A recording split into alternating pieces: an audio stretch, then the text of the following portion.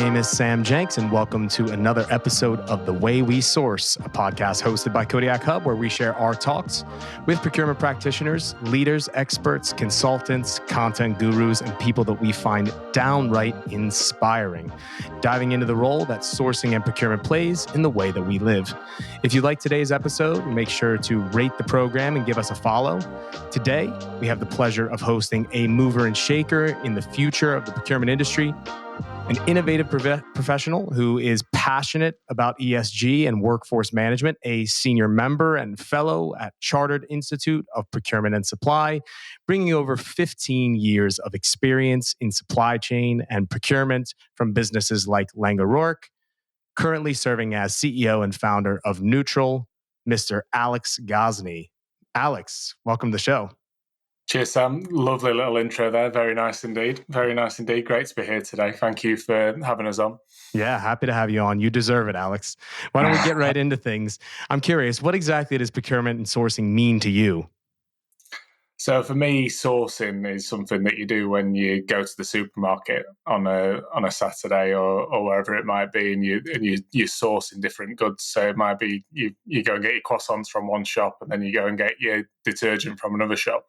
But it's just buying, tactical. You're in there, you're getting involved, and you're trying to find a good deal, but there's not too much other stuff that goes with it. Procurement is, procurement's changed drastically in what I'd say in the last 5 years. And it involves lots of different facets for me. You've got risk management in there, you've got governance, you've got strategic supply chain management, you've got the actual buy-in itself, you've got the optimization of the supply chain, you've got the development of the supply chain.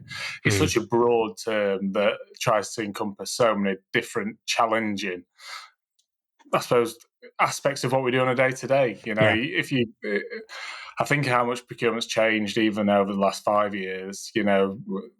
Probably in the first time I saw it change dramatically probably was the EU referendum over here. That was the first really step change in volatility that I'd experienced myself in the market coming out of joining the industry at the end of the last recession in 2007, 2009. That sort of end.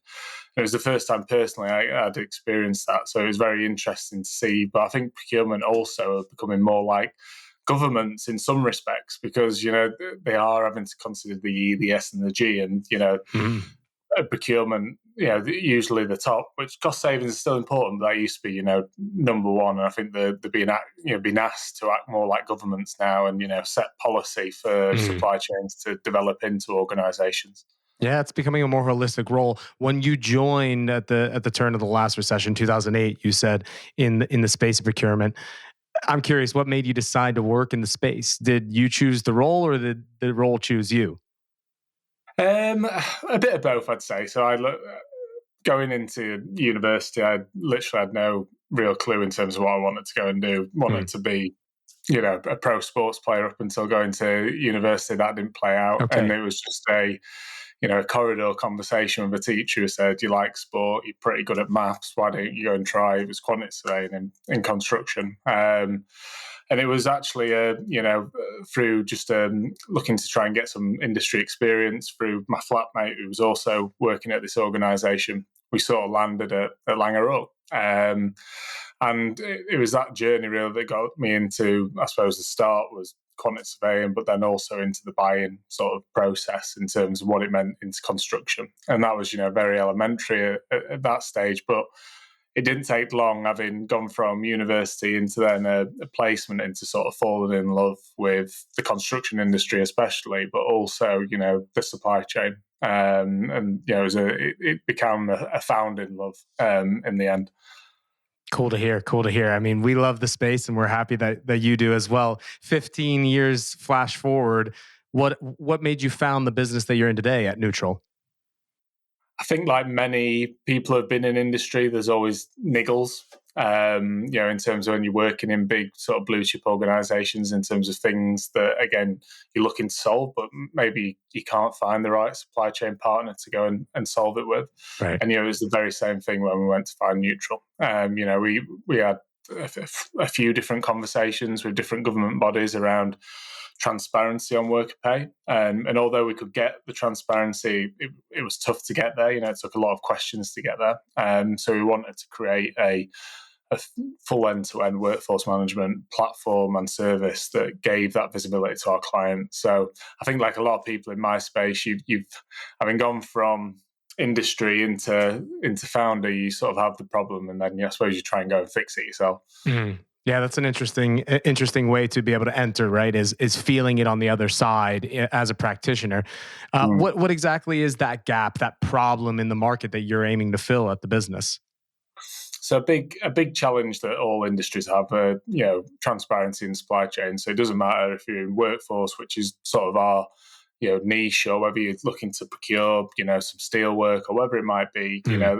Understanding who's actually in the supply chain, it can be really quite complex. And it can be global. In our perspective, it's usually a local issue, but there's lots of different layers of that labour, I suppose, cake that make up a workforce on construction sites. And there's lots of different ways that people can bring them in. So, naively, when I was in my old organisation, I just think for a temporary workforce, we'd go to one of our recruitment agency partners.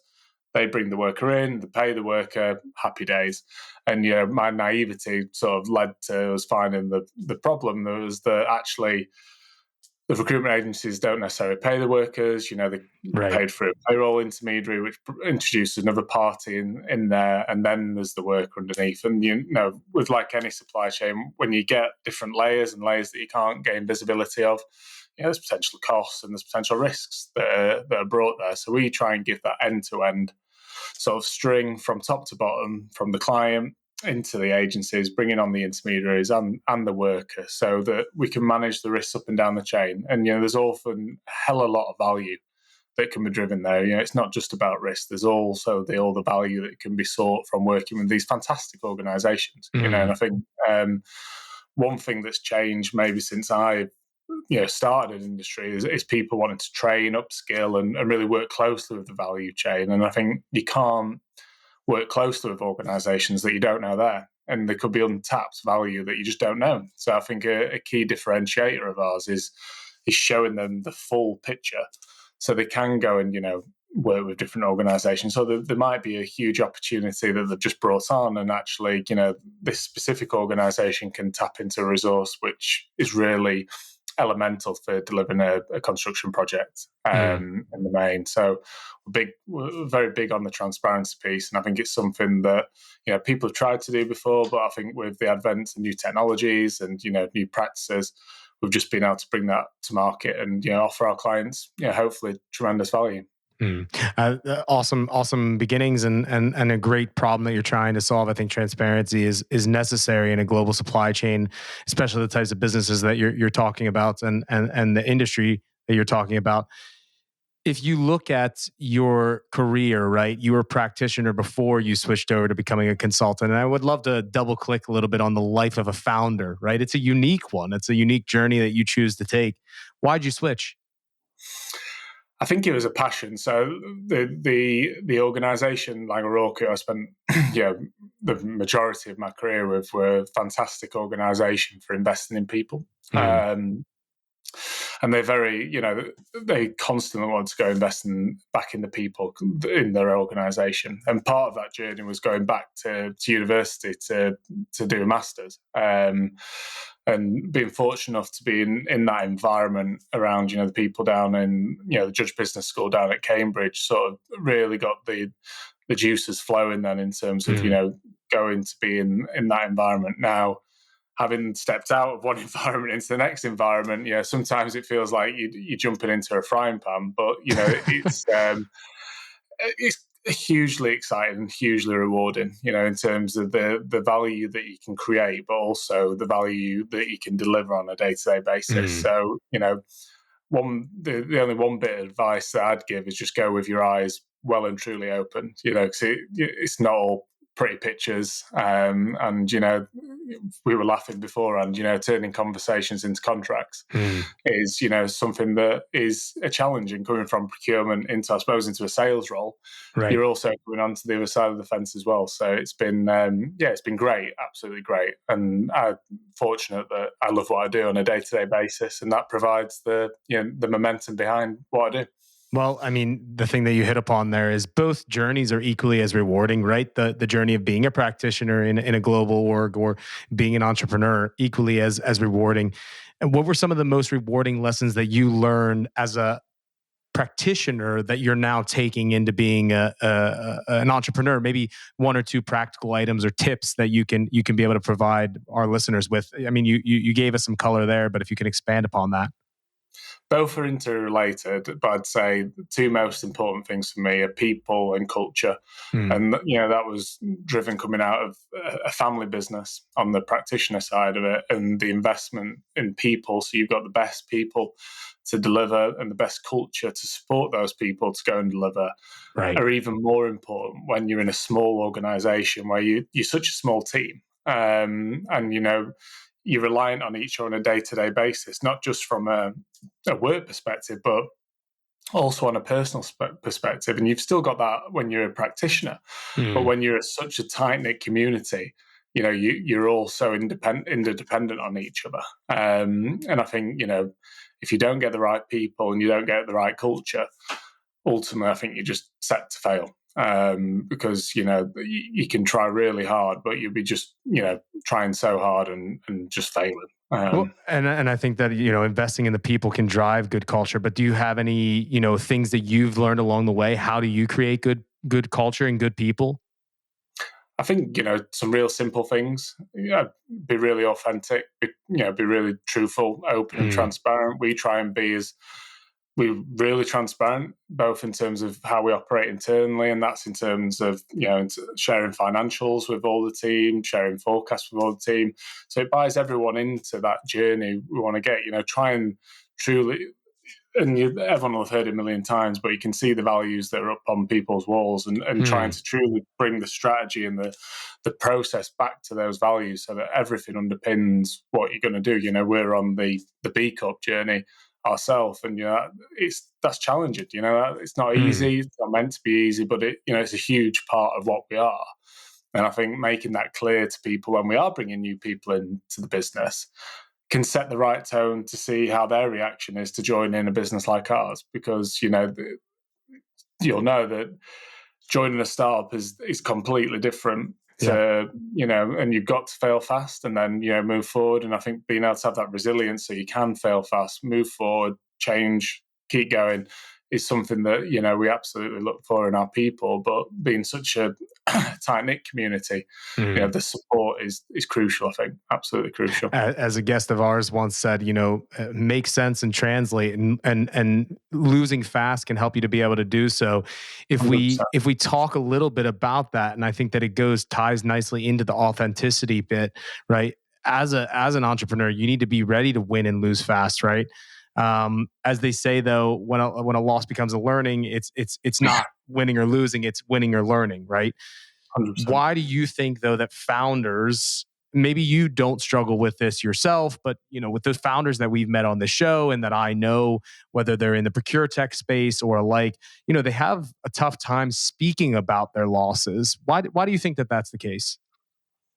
I think it's so easy to celebrate the wins that I think when, and look, we've been there, you're scared when you're a startup to celebrate the fails, because you're building that trust in the client organizations as well, that you're a new organization on the block. And, these organizations are trusting you with real key components of their organization to then outwardly share, I suppose, the failures can sometimes be quite difficult. But I think, once you get over that step, you actually really realize how rewarding it is, not only to the client that you're working with, because they actually trust that you are going to own up to it, and you're not just going to try and hide it in a corner type thing. You're own your problems and create solutions.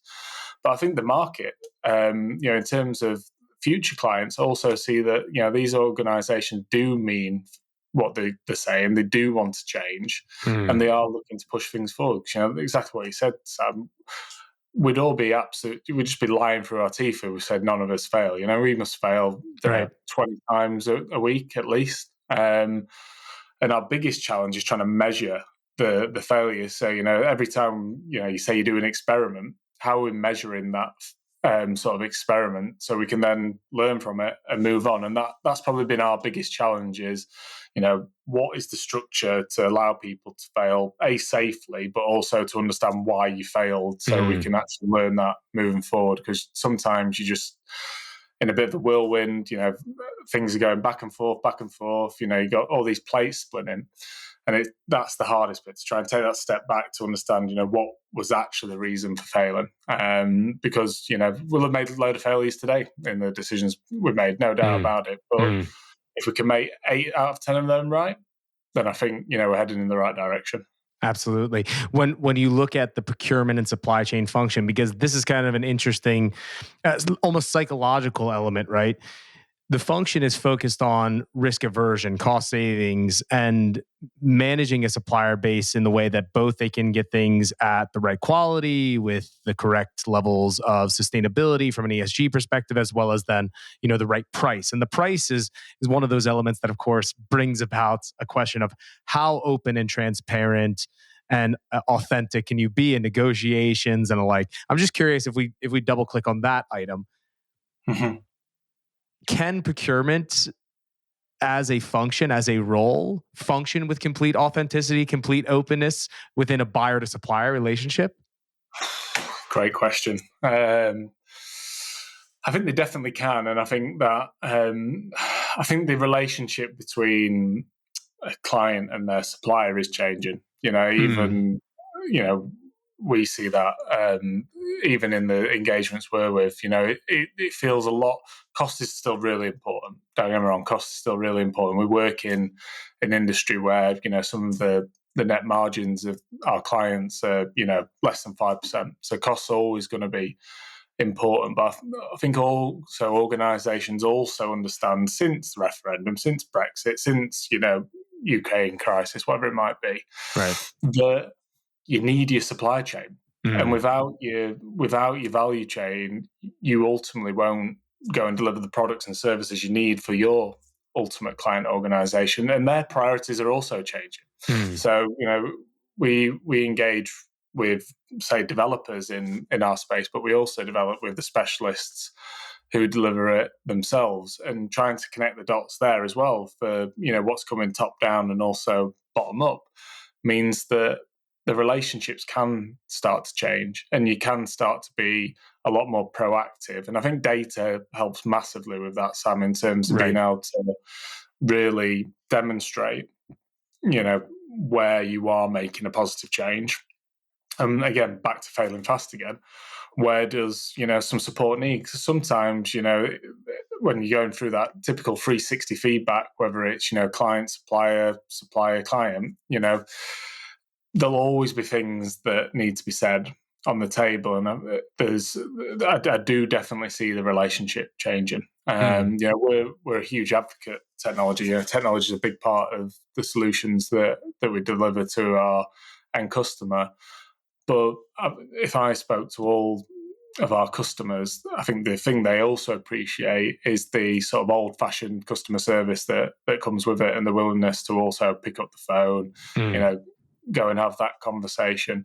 And it might be just something like this over, a video call, but the fact that you're willing to put yourself out there and build that relationship, I think relationships are still going to be as crucial in, as we continue to go down, this technological route we all are going down at this moment in time. Right. It's the classic PPT, right? The people, processes, and technology. If they live in symbiosis, then obviously you can be able to do great things. And I think that procurement has really started to leverage that in its true sense. How do you see, and I mean, obviously deeper relationships with suppliers can be one element of it.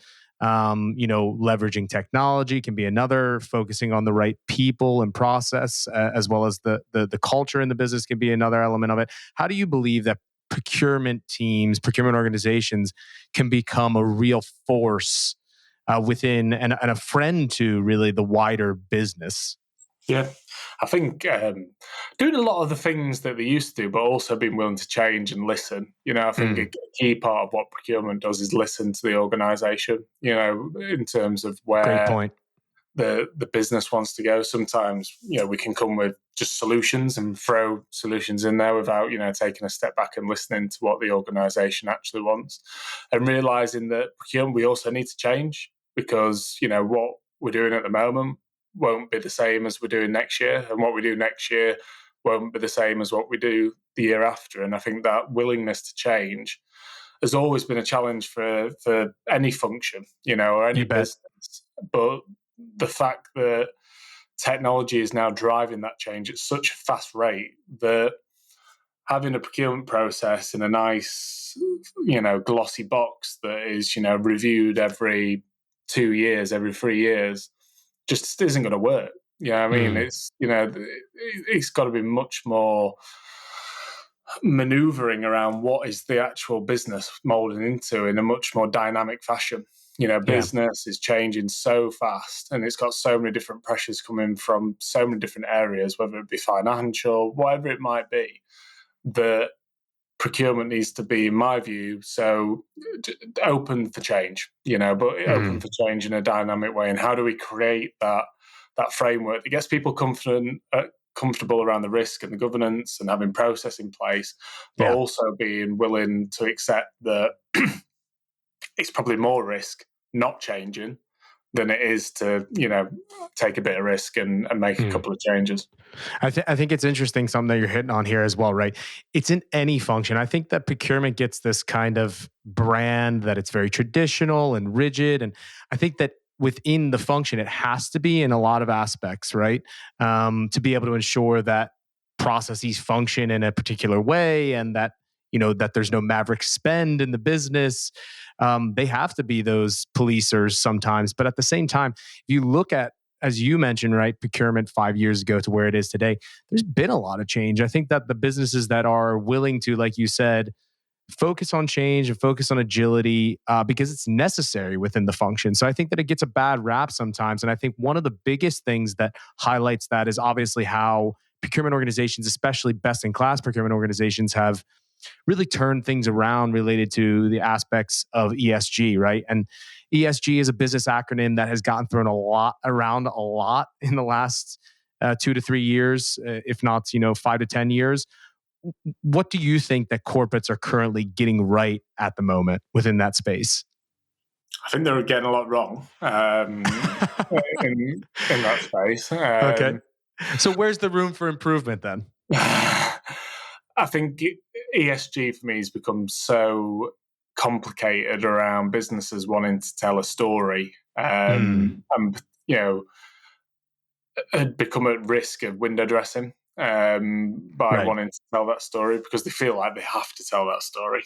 And I think the story convolutes the actual output, the actual result, right? So I understand what you mean. Yeah. And it just it doesn't become authentic to what they're actually trying to deliver as their own brand. So I think that's the risks I see around it in terms of what businesses are doing. The positives is that if you could ever want a bigger light shining on ESG, then there is no bigger light than what is getting shined upon it at the moment. Right now. Similar to what I was saying before around procurement functions, I do sometimes feel sorry for big corporates that they're also being asked to, basically operate as governments or, and basically set policy in these areas. Business, old school business was all around, efficiencies, profits. Now they've got this whole other things to consider, and that is absolutely the right thing to do. And one of the reasons we went down the B Corp journey. But I think for big corporates, it is a big challenge. I think to get that balance of how do they remain what they're doing, a business, remaining profitable, by also telling an authentic story in terms of what they are actually trying to do when it comes to ESG, not just pretty pictures and policy documents that might look nice, but in practice actually don't mean a great deal. Well, that transitions nicely into another question then. When the sustainable choice of supplier services is also the more expensive one, right? how do you think that multinationals can actually be convinced to make the smart buying decision?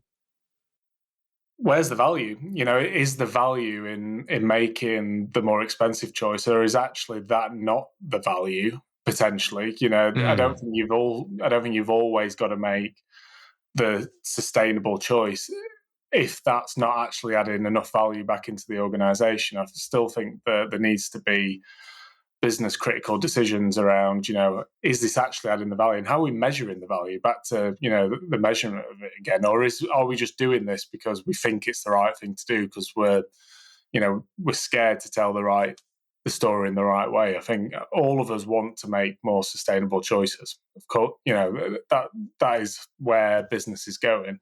That's where people are going. Yeah, Right? exactly. And that's where business have reacted from in some respects, is in the customers are asking for it. And Sure. we see this, we see a massive shift change in the way that money is flowing into the construction industry in terms of, things like sustainable bonds or sustainable refinancing, which puts, specific KPIs in place for these organizations to hit. So the money is definitely heading in that direction. But when you look at that individual decision, I think it all has to come back down to the value in terms of what that's going to be creating. But sometimes realizing that the initial additional cost over the long term, when you actually model it out over a 5-10 year period of continually making those sustainable decisions, is the right decision in the long term. Not just because that's going to cost a bit more, but actually, as a business, I'm not going to be able to access finance because of these unsustainable decisions that I'm making on tactical procurement elements. So when you look at it at the bigger picture, you wouldn't be a sustainable business because the banks that you go into, the pension funds that are all financing your business won't want to invest in you if you don't make these right choices. And I think ultimately that's what it comes down to, is that if you follow the bouncing ball of the money, a lot of the time it'll be the money that dictates what the value chains do. And if the money starts to really throw their weight around, which I think they are getting there, in terms of sustainable investment funds, you see more and more demands from this area. Right. Then that'll become an easier decision for procurement teams to make, not just environmentally, not just socially, not just for the additional governance house, but all three as a combined package. And I think that value proposition of getting that right is incredibly powerful, incredibly powerful, and unlock tremendous value for organizations. Great insights. What's one thing, Alex, that you wish that you knew today, or I'm sorry, that you wish you knew at the beginning of your career that you now know today? I wish I'd knew. I wish I'd knew what I knew when we set this organisation up. That there's actually lots of members of the labour supply chain that just completely go hidden in the value chain, and with that, it brings businesses untold risk, both not only to the equity of the people that they have on their construction projects, but also in terms of the financial viability of their businesses as well. The impact of knowing your supply chain, being to be able to make the decisions that you can go do. If I'd have knew that at day one, I'd have probably made a hell of a lot different decisions over that initial period than I would do today. Having now sat on the other side of the fence and are just focusing on one, specific niche area within procurement, and understanding the specialist nature that goes into that, you really do start to understand the detail. So I think it also plays the part of, having the specialists within your team that know that specific area inside out. If they even come from a supplier into your organization, they will know that category a million times more than a generalist. If I think of what I know now compared to when I was in, I suppose, a generalist head of procurement role, just in that channel, it's incredible what you can learn by just focusing on one specific element, and that element changes constantly. So yeah, that'd be my one thing I'd do slightly differently. Well, life is full of great learnings, and I'm happy that you were able to share a small portion, a small sliver of your time with us now as well. So we were able to get to learn more about you and what you guys are doing at Neutral.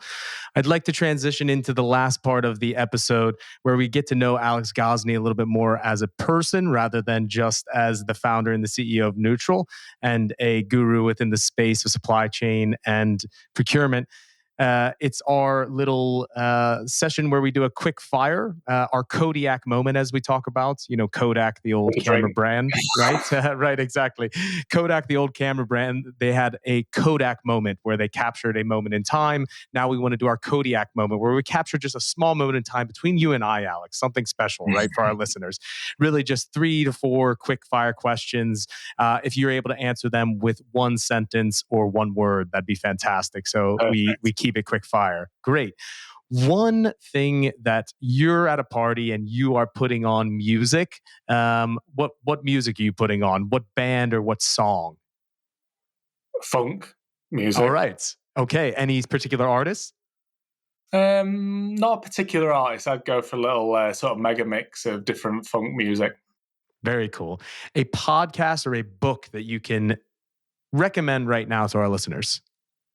Quite generic, but I love Diary of a CEO with Stephen Bartlett. I was lucky to be at a panel last week with him on Construction Future Workforce, and I do some of the guests that he has on there are absolutely tremendous. So, as someone going into the founder space, it's always interesting to listen to some of the stories of these big CEOs because they have the same problems as we have on a day-to-day basis, and I think that's a key part of these podcasts is that everyone's having the same challenges.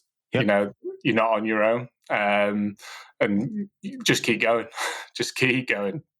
I'll never forget, I was sitting at a presentation at SaaStr, which is a very large software as a service event that happens in San Francisco every year. And there was a VP of sales at a very fast growing organization that was a unicorn organization. And they said, if you think that the roof is burning in your business, don't worry because it's burning everywhere. Yeah. And I thought that was comforting as well, right? Everyone's got problems, and it's nice to be able to share them. And again, back to what we were talking about today, it's important to talk about the wins as much as the losses. Last question: if you have an all expenses paid trip, a vacation paid for you and guests maybe as well, where are you heading tomorrow? I'd take me and my family, so I've got a wife and 2 young kids, and I'd go, because the kids absolutely love animals, I'd take them on a safari, probably over to Africa somewhere. So it'd be the family trip to a safari. Very exciting. And I'm sure that your kids would have a great time. It was a great time having you. Yeah, it was a great time having you on here as well. We appreciate your time. If people are trying to reach out or get to know you or the business at Neutral, what you're doing more, how could they be able to get in touch? Hit us up on LinkedIn. So you'll find us on there in terms of our channels. We're also on X, formerly Twitter. But yeah, feel free to reach on LinkedIn or reach out to me directly as well. Shout out Elon if you're listening to this. Thank you so much for the time, Alex. I appreciate having you on. All right. Have a good rest of your day. Cheers, Sam.